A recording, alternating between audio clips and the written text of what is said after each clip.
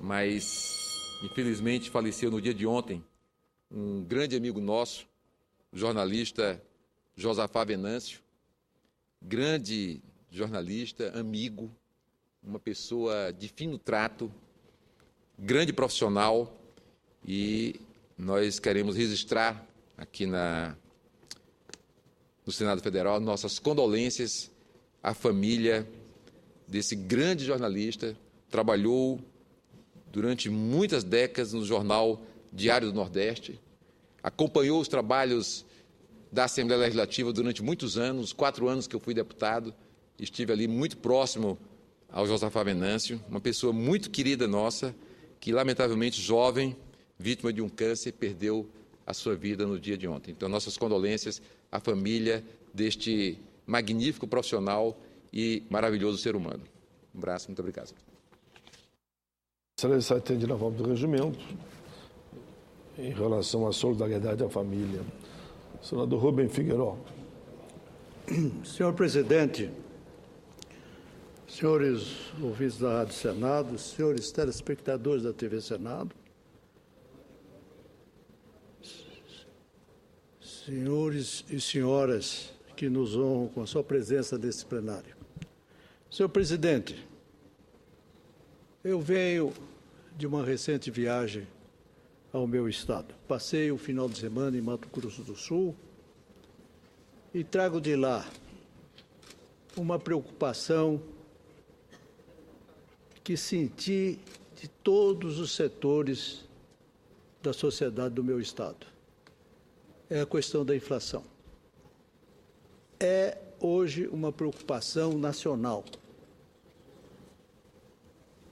Não devemos absolutamente tomar isso como uma questão político-eleitoral, mas há necessidade da senhora Presidente da República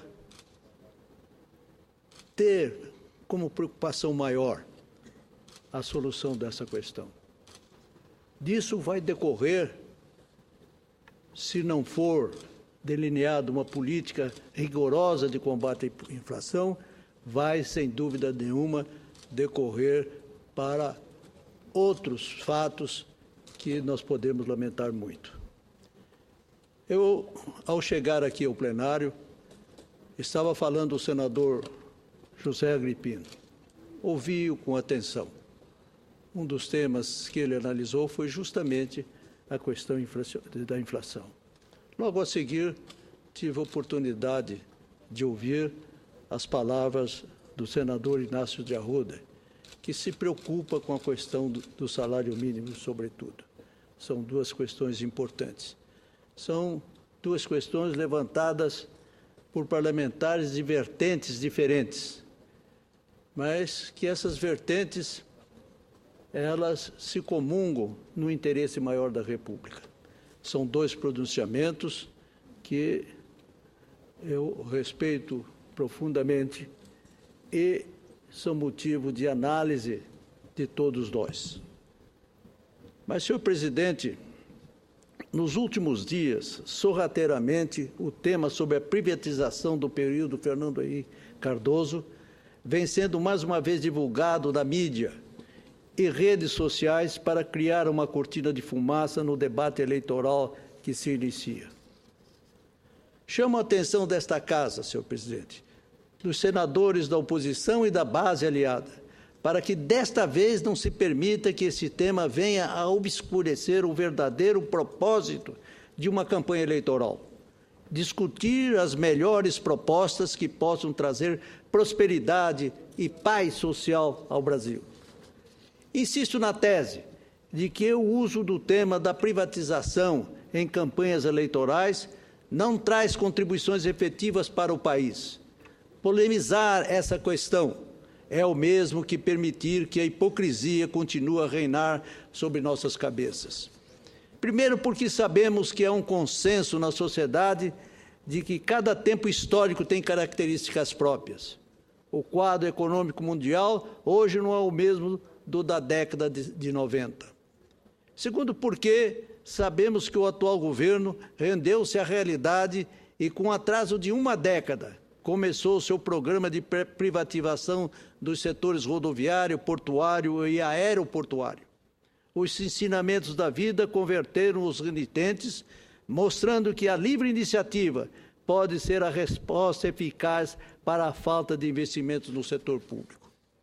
E terceiro, porque o aprendizado político desse processo demonstra que a privatização não é palavrão, nem bicho-papão.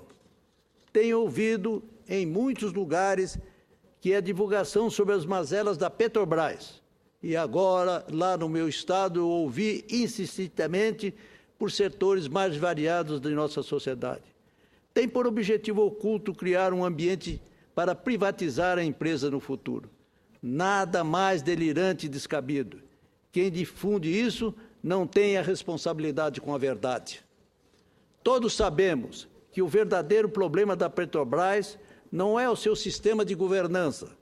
O grande problema desta notável empresa brasileira é a corrupção e o aparelhamento. Portanto, sei que a sociedade brasileira não dará crédito aos terroristas eleitoreiros de plantão. Numa democracia, senhor presidente, senador Paulo Paim, senhoras e senhores senadores, órgãos como as agências reguladoras, o Ministério Público, os tribunais de contas e o Judiciário têm conseguido harmonizar os interesses públicos e privados, possibilitando um capitalismo mais humano e menos selvagem. A prática é o critério da verdade, dizia Karl Marx. A prática está mostrando que é possível construir uma sociedade empreendedora e socialmente justa com a criatividade e o bom senso, ultrapassando conceitos de público e privado, com a implementação de modelos híbridos de gestão. Tratamento ideológico que se tenta dar a essa temática revela a má-fé de seus protagonistas, à medida que assistimos indignados a distorções administrativas de algumas empresas estatais, que estão sendo verdadeiramente, entre aspas, privatizadas por aparelhos partidários que enriquecem uns poucos em nome dos chamados, também entre aspas, interesses nacionais. Essa hipocrisia tem que acabar. Servir aos interesses nacionais é permitir que as nossas riquezas cheguem às mãos do povo pela melhoria da saúde, da educação, da segurança pública. Defender os interesses nacionais é possibilitar que tenhamos uma economia em crescimento, com a redução da carga tributária e aumento da qualidade de vida. Senhores e senhoras senadoras, no período do governo Fernando Henrique Cardoso, fez o que era correto, era o que a realidade histórica exigia.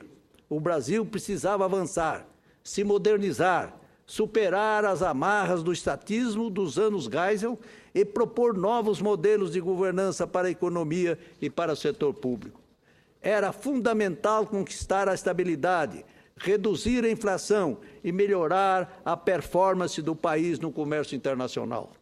Graças a isso, foi possível dar início à formulação de novos contratos sociais, melhorando os padrões de consumo da população, implementando programas de renda mínima, desenvolver políticas públicas de valorização do salário e de aumento dos rendimentos.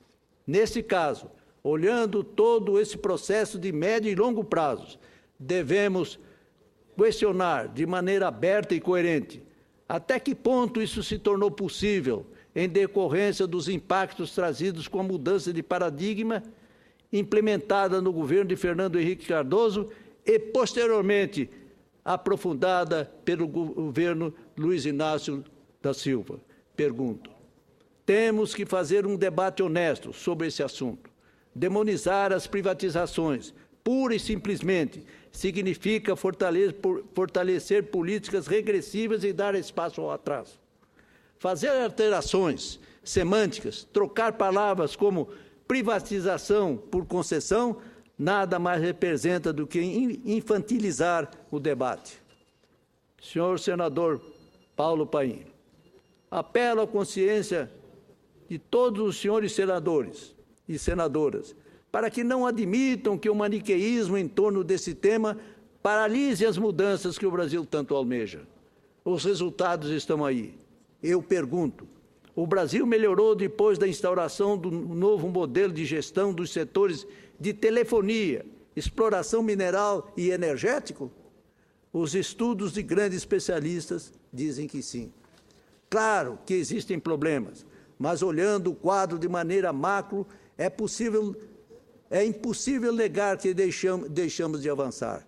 Há novos problemas a serem resolvidos? Não há dúvida, mas fazendo uma relação de custo e benefício, a sociedade brasileira sabe que a balança pende para mais ganhos do que prejuízos. Por essa razão, considero que o atual burburinho em torno deste assunto, tentando criar um clima emotivo em torno dessa disputa imaginária entre privativistas e estatistas, ecoam vozes do mais profundo reacionarismo. Esse debate não traz ganho, perdemos todos. Aqui e ali se questiona a privatização da Vale do Rio Doce. Ora, conhecemos os números dessas empresas. Ambas vão muito bem, obrigado. Neste acaso, o BNDES adquiriu e manteve uma posição importante na empresa. Ele tem cerca de 20% do controle da mineradora. Há também participação expressiva nos fundos de pensão das empresas estatais. Alguns críticos continuam a dizer que o governo alienou as riquezas do subsolo nacional. Trata-se de um equívoco, pois as riquezas não exploradas continuam a ser propriedade da União, conforme manda a Constituição. Ora, a Vale tem valor em bolsa da ordem de 100 bilhões de dólares. Estudos técnicos profundos atualmente evidenciam que o modelo de gestão privada adicionou enorme valor à empresa. Além disso, é importante ressaltar que os ganhos de gestão foram, em grande parte, apropriados pelo contribuinte através de tributos e dos dividendos recebidos pelo BNDES e o Previ, através da geração de superávites reconhecidos no resultado do Banco do Brasil, em decorrência de sua participação na Valepar, empresa que controla o Conselho de Administração da Vale e detém a maioria do capital votante. No caso da privatização do setor de telefonia, os ganhos são mais do que evidentes. Hoje, há praticamente um telefone celular por habitante e os avanços do setor de telecomunicações são incontestáveis. Uma árvore deve ser julgada por seus frutos, diz a Bíblia. O primeiro benefício da privatização para o Brasil foi a universalização do telefone, fruto de investimentos diretos na infraestrutura setorial, da ordem de 200 bilhões de reais, de 1998 até hoje. Senhor senador Paulo Paim, senhores e senhoras senadores, senhores que nos honram com a sua presença nesse instante, senhores e senhoras, para finalizar, quero enfatizar que a repetição da cantilena entre privatização e estatização em campanha eleitoral é uma tentativa desonesta para desviar o foco. Tenho certeza que os homens e mulheres de bem não aceitarão retrocessos elaborados com base em falsos conceitos.